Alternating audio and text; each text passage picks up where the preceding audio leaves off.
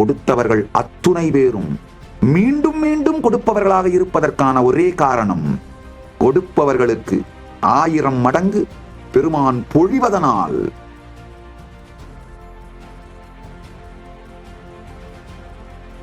நவீன் 8647 அப்படின்ற ஒருத்தர் யூடியூப்ல கமெண்ட் போட்டிருக்காரு. சுவாமி, பல நேரங்களில் உங்கள் அருகாமையில் இருந்து நீங்கள் முடிவெடுக்கும் விதத்தை நான் பார்த்து வியந்திருக்கிறேன்.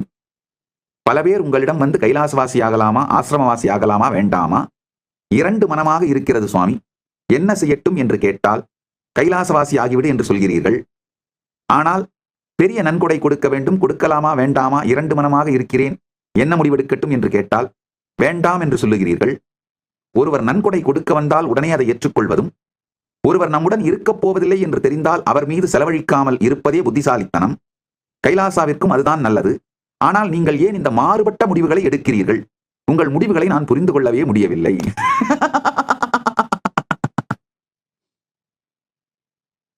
முதல்ல புரிஞ்சுக்கோங்க, ஒவ்வொரு தனி மனிதனுக்கும் உயிருக்கும் நன்மை செய்வது மட்டும்தான் கைலாசாவின் நோக்கம், போக்கு. அதுதான் கைலாசாவிற்கு நான் செய்யும் மிகப்பெரிய நன்மை. நல்லா புரிஞ்சுக்கோங்க, கைலாசா வெறும் இடமோ கட்டிடங்களோ கான்சியஸ் சாவரனிட்டி இருக்கிற அந்த லேண்டோ அது மட்டும் கிடையாது. கைலாசா ஒரு சிவிலைசேஷனல் நேஷன், என்லைட் சிவிலைசேஷனல் நேஷன். இந்த சாவரின் லேண்டு, கட்டடம், நாடு, இது எல்லாமே ஒவ்வொரு தனி மனிதனுக்கும் நன்மை செய்வதுதான். கைலாசாவிற்கு நன்மை செய்வது, ஒவ்வொரு தனி மனிதனுக்கும் நன்மை செய்வது. கைலாசாவிற்கு நன்மை எதுன்னு தனித்தனியால நான் பிரிக்கிறது கிடையாது. ஒவ்வொரு தனி மனிதனுக்கும் நன்மை செய்வது மட்டும்தான் என் வேலை. அந்த செயலினாலே, அந்த நன்மைகளினாலே சைடு எஃபெக்டா கைலாசா முளைச்சி எந்திரிச்சு வளர்ந்துருக்குங்கயா. அதை நல்லா புரிஞ்சுக்கோங்க.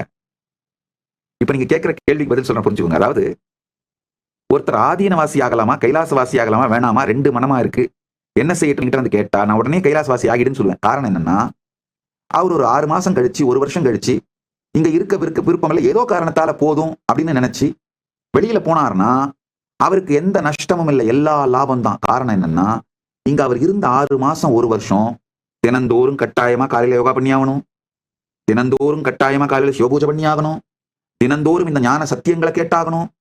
எத்துணைதான் போர்வையை போர்த்தி கொண்டு, எத்தனை ஷீல்டு போட்டு மறைச்சிட்டு இந்த ஒரு பெரிய கரித்தூள் குடோன்ல ஒர்க் பண்ணீங்கன்னாலும் உங்களை அறிஞ்சோ அறியாமலோ கொஞ்சம் கரித்தூள் மேல பட்டுத்தான் தீரும், உங்க சுவாசத்துக்குள்ள போய்த்தான் தீரும். அதே மாதிரி நீங்க எப்பேற்பட்ட நாத்திகனாக மோசமானவனாக இருந்தாலும் இந்த ஈகோ சிஸ்டத்துல வாழ்ந்தா இந்த ஞான சத்தியங்கள் உங்களுக்குள்ள போயே தீரும்.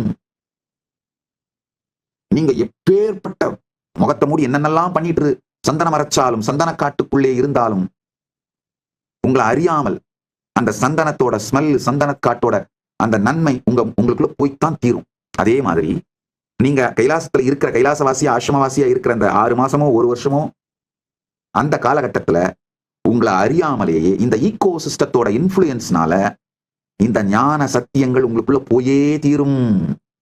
அதனால நீங்க ஒருவேளை 1 வருஷம் கழிச்சு, 6 மாசம் கழிச்சு, இல்ல 2 வருஷம் கழிச்சு வெளியில போனாலும் உங்களுக்கு நான் நன்மை தான் செஞ்சிருக்கேன், உங்களுக்கு நன்மை தான் நடந்திருக்கு, எந்த தீங்கும் நடக்கல. உங்க எல்லாருக்கும் தெரியும், ஒரு விதி என்னன்னா, கைலாசவாசியா ஆகிறவங்க யார்கிட்ட எந்த பணமும் நன்கொடை வாங்க மாட்டோம்.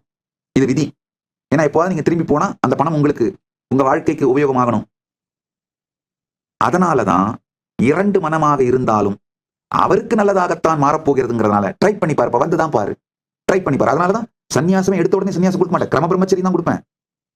நிறைய பேர் நாங்க சன்னியாசிங்கன்னு சொல்லி பீத்தி திரிகிறாங்களே, கிரம பிரம்மச்சாரிகள் தான், கிரம பிரம்மச்சரியம் தான் கொடுக்குறேன். அதிகபட்சமா சில பேருக்கு நைஷ்டிக பிரம்மச்சரியம் கொடுத்துருக்கேன். என் தந்தையை தவிர வேறு யாருக்கும் இதுவரை மகாவாக்கியம் கொடுத்து பூரண சன்னியாசம் கொடுக்கல. முதல்ல கிரம பிரம்மச்சரியம் கொடுப்பேன், அதுக்கப்புறம் நைஷ்டிக பிரம்மச்சரியம் கொடுப்பேன். அந்த சன்னியாசத்தினுடைய 32 பரிமாணங்கள்ல ஒவ்வொன்னா கொடுத்துட்டே வருவேன். காரணம் என்னன்னா, நீங்கள் இந்த வாழ்க்கை தான் அப்படின்னு முடிவு பண்ணி உங்களை நீங்களே இதுல ஸ்திரமாக்கிக் கொள்வதற்காக ஒருவேளை வேணான்னு விட்டுட்டு போனாலும் அதனால் உங்களுக்கு இருந்த காலம் வரை உங்களுக்கு நன்மைதான் நடந்திருக்கிறது. அதனாலதான் விட்டுட்டு போனவங்க எல்லாரும் அவங்க வாழ்க்கையோட பெஸ்ட் பீரியடா கைலாசவாசி ஆசிரமவாசியா இருந்த காலம்தான் இன்னமும் உள்ளுக்குள்ளே நினைத்து ஏங்கிக் கொண்டிருக்கின்றார்கள். அது ஒண்ணு. அடுத்தது, பெரிய நன்கொடை கொடுக்கறதுக்கு யாராவது கொடுக்கலாமா வேணாமா, 2 மனமா இருக்கே, இதுதான் ரைட் டைமா அப்படின்னு கேட்டா நான் உடனே வேண்டாம்னு சொல்லுவேன். அது காரணம் என்னன்னு சொல்ல தெரிஞ்சுக்கோங்க. மனம் எப்பொழுதுமே பேய் பிடித்த குரங்குக்கு சமம். இக்கரைக்கு அக்கறை பச்சை, அக்கறைக்கு இக்கரை பச்சைன்னு மாறி மாறி தாவும். அந்த மாதிரியான மனம் இருக்கும் பொழுது இப்ப கொடுக்கலாமா வேண்டாமா, இதுதான் ரைட் டைமா அப்படின்னு கேட்டாலே முடிச்சு போச்சு. இது ரைட் டைம் இல்ல, கொடுக்காத அப்படின்னு. நன்கொடை எப்படி தெரியுமாங்கய்யா? உங்களுக்கு உங்களுடைய உயிரே உயிர்மையால் உயிர்ப்பிக்கப்பட்டு இந்த தீட்சையினாலும் சக்திபாதத்தாலும் ஞான கருத்துக்களாலும் நான் உங்க வாழ்க்கைக்கு அளிக்கின்ற கான்ட்ரிபியூஷன்ஸால, உங்க வாழ்க்கைக்கு நான் செய்கின்ற நன்மைகளினால் உங்க உயிர் உயிர்த்து மலர்ந்து, பெருமானே உங்களுக்கு நான் என்ன கொடுக்க முடியும், என்னையே கொடுத்தாலும் தகும், என்ன கொடுத்தாலும் தகும், இந்த உலகையே கொண்டு வந்து உங்கள் திருவடியில் சமர்ப்பித்தாலும் தகும், என்ன கொடுக்க முடியும் அப்படின்னு உயிர் மலர்ந்து உணர்வு பொங்கி நன்றி உணர்வின் உச்சத்தில், உயிரின் உயிர்மையின் உச்சத்தில், உயிர்மின் சக்தியின் உச்சத்தில் கொடுக்கலாமா வேண்டாமா அப்படிங்கிற சந்தேகம் ஒரு துளி கூட இல்லாமல், இதுக்கு பிறகு பகவான் இருந்து எனக்கு என்னென்ன நன்மை வருதுன்றத பத்தி கவலை கிடையாது, இதுவரைக்கும் கொடுத்ததே நினைத்தற்கு அறிய பெரும் நன்மைகள், அதற்கு நன்றியாய் பெருமானே என் கையில் இருப்பதை உங்கள் காலடியில் போடுகின்றேன், வேறு எதுவும் எனக்கு தெரியாதனால் என் கையில் இருக்கின்ற இதைத்தான் உங்கள் காலடியில் என்னால் போட முடியும் என்று அதை உயிராய் சமர்ப்பிக்கின்ற, அது மாதிரி சமர்ப்பிக்கின்ற, அது மாதிரி வந்து காலடியில விழற, அவை வைத்தே இந்த கைலாசத்தை நம்மளால நடத்த முடியுங்கய்யா. 2 மனத்தோடு இருப்பவர் யாவரும் கொடுக்கவும் வேண்டாம், கொடுத்தால் பெறவும் மாட்டேன். அதனாலதான் யாராவது ஒருத்தர் ஆசிரமவாசி ஆகலாமான்னு வந்து கேட்டா நாளைக்கே வந்துருன்னு சொல்லுவேன். யாராவது இந்த பெரிய நன்கொடை கொடுக்க வந்து கேட்டா சாமி யோசிச்சுட்டு சொல்லும், போயிட்டு 2 மாசம் கழிச்சு வாங்க, இல்ல 6 மாசம் கழிச்சு வாங்க அப்படின்னு அனுப்பி விட்டுருவேன். காரணம் வேற ஒண்ணும் இல்ல, வீட்டுல பொண்ணே வீட்டுக்கு தெரியும், பையனுக்கு தெரியும், சுத்துப்பத்து இருக்கவங்களுக்கு தெரியும் இந்த மாதிரி கொடுக்க போறாருன்னு. அவங்கெல்லாம் என்ன சொல்றாங்க, அதுக்கப்புறம் அவங்களுடைய சப்போர்ட்டோ ரெசிஸ்டன்ஸோ என்ன நடக்குதோ அதையெல்லாம் இவர் வித்ஸ்டாண்ட் பண்றாரா, அவங்கெல்லாம் பிரெயின் வாஷ் பண்ணுவாங்க, அதையெல்லாம் வித்ஸ்டாண்ட் பண்றாரா, பாரு இந்த சாமியார் பேர்ல நீ மயங்கிட்ட ஏதோ என்னென்னவோ வரும், அதையெல்லாம் வித்ஸ்டாண்ட் பண்றாரா. இதுல 4 பேர் வதந்தி கிளப்பி விடுவாங்க, எனக்கு அந்த சாமியாரை பத்தி தெரியும், நான் அங்க இருக்கும்போது இப்படி பார்த்துருக்கேன், இங்க இருக்கும்போது அப்படி பார்த்துருக்கேன், குஜராத்ல இருக்கும்போது இப்படிலாம் நடந்துச்சு, குஜராத்துக்கு நான் போகவே இல்லையா, இங்க இருக்கும்போது அப்படி நடந்துச்சு, அங்க இருக்கும்போது இப்படி நடந்துச்சு. ஒரு கொஞ்சம் என்ன சொல்றது, ஸ்ட்ராங்கான ஒரு விஷயம்தான், நடந்த ஒரு ஜோக்கு சொல்லிடுறேன். என்னுடைய பிரம்மச்சாரிகள் எனக்கு வந்து ரெகுலரா இந்த நியூஸ் பேப்பர் நியூஸ் சம்பந்தமா அந்த கிளிப்ஸ் எல்லாம் எனக்கு சொல்லி அதை பத்தி நான் ஏதாவது சொல்லணுமா, என்னுடைய ஒப்பீனியன் என்னன்னு சிலதெல்லாம் கேட்பாங்க. இப்போ 2 வருஷமா அதை பண்ண என்னால முடியல, நேரம் இல்லாதனால 2 வருஷமா அதுக்கு டைம் கொடுக்க மறுத்துட்டேன். ஏன்னா ஏஐ வேலை பண்ணிட்டு இருக்கிறதுனால. அந்த மாதிரி இவங்க வந்து எனக்கு சொல்லிட்டு இருக்கும்போது ஏதோ ஒரு கேஸ், ஒரு ஏதோ கற்பழிப்பு வழக்கை பத்தி, சாமி இந்த கற்பழிப்பு வழக்கை பத்தி உங்களுடைய ஒப்பீனியன் என்னன்னு கேட்டாங்க. ஏய் நான் அந்த ஊருக்கே போலியாடா, அந்த கேஸ் என் தலைமை வச்சாங்களாடா. அப்புறம் இல்ல சாமி, அது மீடியால இந்த நியூஸ் சாமி, அதை பத்தி நீங்க என்ன சொல்றீங்கன்னு சொல்லி கேட்கிற சாமி அப்படின்னு. இந்த மாதிரி நான் போகாத இடங்கள் எல்லாம் கூட அவங்கவுங்களா உருவாக்கிக்கிட்ட ரூமர், கதைங்க, ஜோடிக்கப்பட்ட வழக்குகள், இதெல்லாம் உங்க கண்ணுக்கு வரும், காதுக்கு வரும். இதையெல்லாம் தாண்டி உண்மையிலேயே உங்களுடைய பொங்குகின்ற உயிர்மையும் உயிர்மின் சக்தியும் நன்றியும் நன்றி பேருணர்வும் இருக்கான்னு பாக்குறதுக்காக ஒரு 6 மாசம் தள்ளி விட்டுருவேன், ஒரு வருஷம் அப்புறமா அப்படின்னுடுவேன். அதுக்கப்புறம் வந்தாலும் இப்ப என்ன அவசரம் சொல்றேன் போ அப்படிம்பேன். அதுக்கப்புறம் வந்தாலும் சாமி எப்ப வேணுமோ அப்ப வாங்கிக்குவோம் போ அப்படின்னுடுவேன். நல்லா புரிஞ்சுக்கோங்க. ஏன்னா நன்கொடை கொடுத்துட்டு அவருக்கு ஐயோ ஒரு வேகத்துல கொடுத்துட்டுமே, கொடுத்துருக்காம இருந்திருக்கலாமோ, ஒருவேளை நம்மளை பிரெயின் வாஷ் பண்ணி வாங்கிட்டாங்களோ அப்படின்னு நினைச்சாருன்னா அவருடைய அந்த சுய சந்தேகம் என் மீதும் கைலாசத்தின் மீதும் திரும்பி குரு சந்தேகமாக, கைலாசத்தின் சங்க சந்தேகமாக ஆகி சங்கத்தை இழந்து விடுவார், சங்கத்துல இருந்து தூரம் ஆயிடுவாரு, அப்புறம் எங்கிட்ட இருந்து தூரம் ஆயிடுவாரு, குருவை இழந்து விடுவார்கள். அது மிக பெரும் கொடுமை. குருவை இழத்தல், ஹஸ்பண்டை இழந்து விடோவாகிறது, ஒய்ஃபை இழந்து விடோயர் ஆகிறது, அதையெல்லாம் விட குருவிடம் இருந்து தூரமாய் போய் இந்த குரு விடோவாகிறது தான் மிக பெரும் கொடுமைங்கய்யா, மிக பெரும் இழப்பு. அது அவங்களுக்கு நடந்துட வேணாமேன்றதுக்காகத்தான் நன்கொடை கொடுக்க வந்தா அப்புறம் பார்க்கலாம், அப்புறம் சொல்றேன். நன்றாக புரிந்து கொள்ளுங்கள். இப்பவும் சொல்றேன், இது எல்லோருக்கும் சொல்றேன். யார் யாருக்கெல்லாம் கைலாசவாசி ஆகலாமா, ஆசிரமவாசி ஆகலாமா, சன்னியாசம் எடுத்து பார்க்கலாமா, எடுத்துக்கலாமா அப்படின்னா தோணுதா, 2 மனமா இருந்தாலும் கவலைப்படாதீங்க, உடனே எடுத்துக்கோங்க. ஏன்னா விட்டுட்டே போனீங்கன்னாலும் அந்த இருந்த காலகட்டத்திலே உங்களுக்கு மிகப்பெரிய நன்மை நிகழ்ந்து இருக்கும். உங்ககிட்ட இருந்து எதையும் நான் வாங்க போறது இல்லை, எதுவும் கொடுக்கறது ஒண்ணு இல்லை. எங்கிட்ட இருந்து நீங்க வாங்கிக்கிறது தான் நிறைய இருக்கு, அதெல்லாம் வாங்கியிருப்பீங்க, நன்மைகளை அடைந்திருப்பீர்கள், உடல் பெஸ்ட் ஹெல்த்ல இருந்திருப்பீங்க. நல்லா புரிஞ்சுக்கோங்க.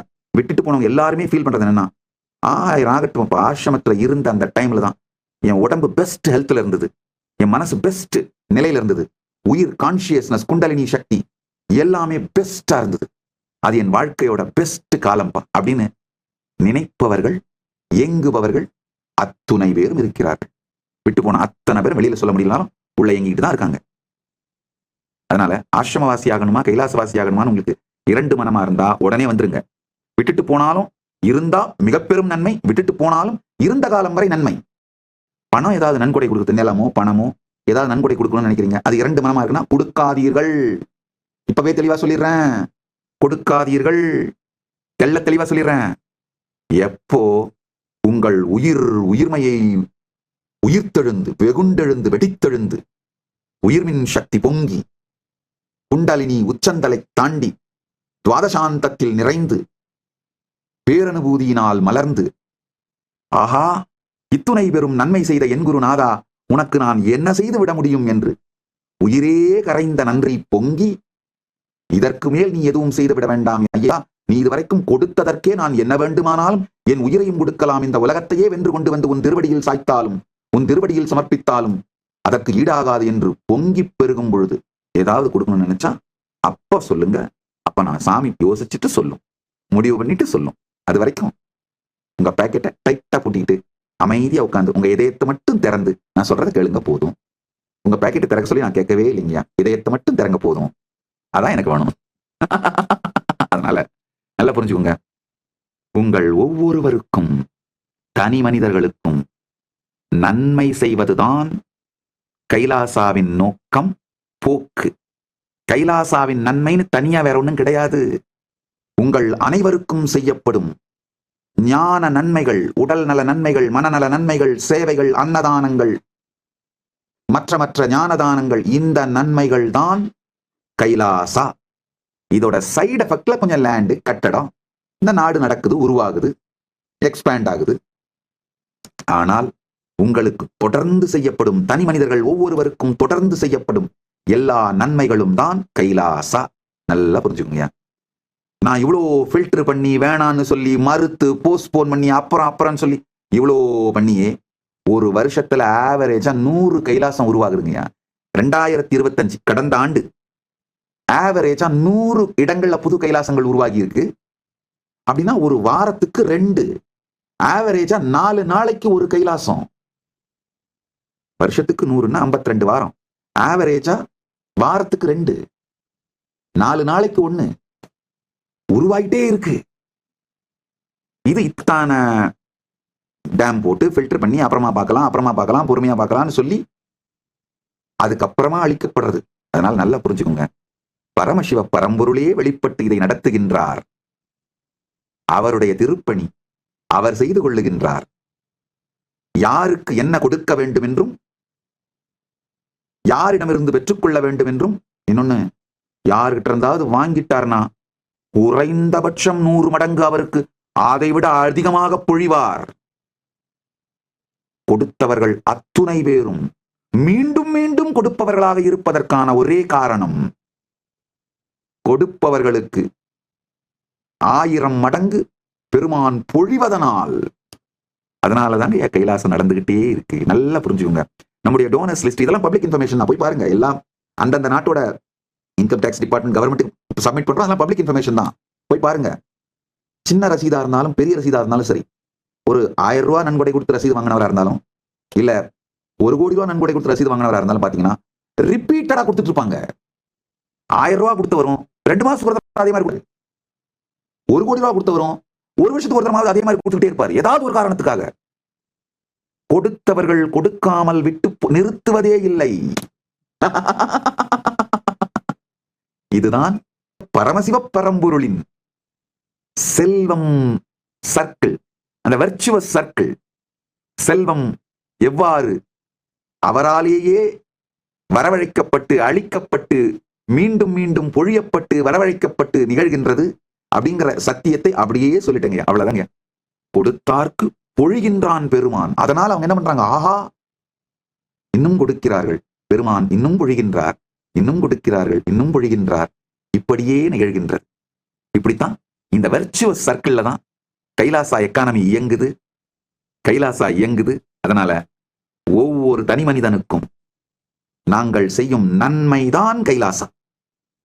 கட்டிடங்களோ இடமோ சொத்தோ நிலமோ கோவிலோ பல்கலைக்கழகமோ குருகுலமோ இந்த நாடோ பெருமான் இருப்பின் வெளிப்பாட்டின் சைடு எஃபெக்ட்டுங்கய்யா.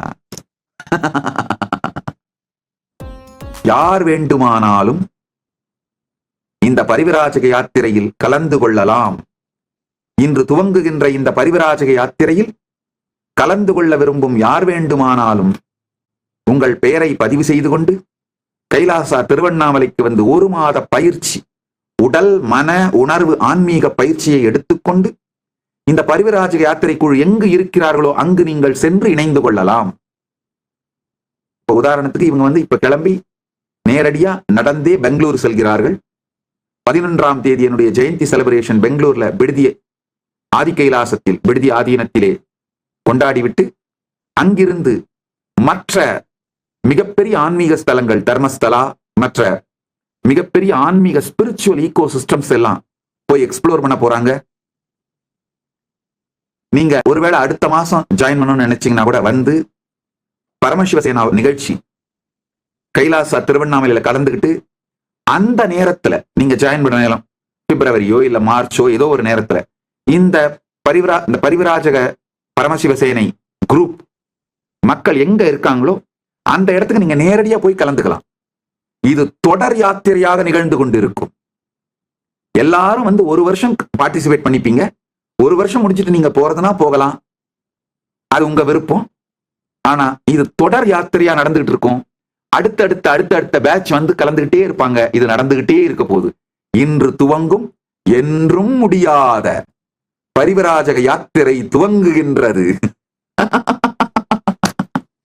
பரமசிவ பரம்பொருளின் பேரருளால் இந்த பரிவிராஜக யாத்திரை செய்கின்ற உங்களுக்கும் உங்களை காண்கின்றவர்கள் நீங்கள் யார் யாரையெல்லாம் காண்கின்றீர்களோ வளப்படுத்துகிறீர்களோ என்ரிச் பண்றீங்களோ இவங்க எல்லோருக்கும் உங்களுக்கும் உலகத்திற்கும் பெரும் நன்மை செய்யட்டும், பரமாத்வைதம் அருளட்டும், பரமாத்வைத பிராப்திரஸ்து என்று ஆசீர்வதிக்கின்றேன்.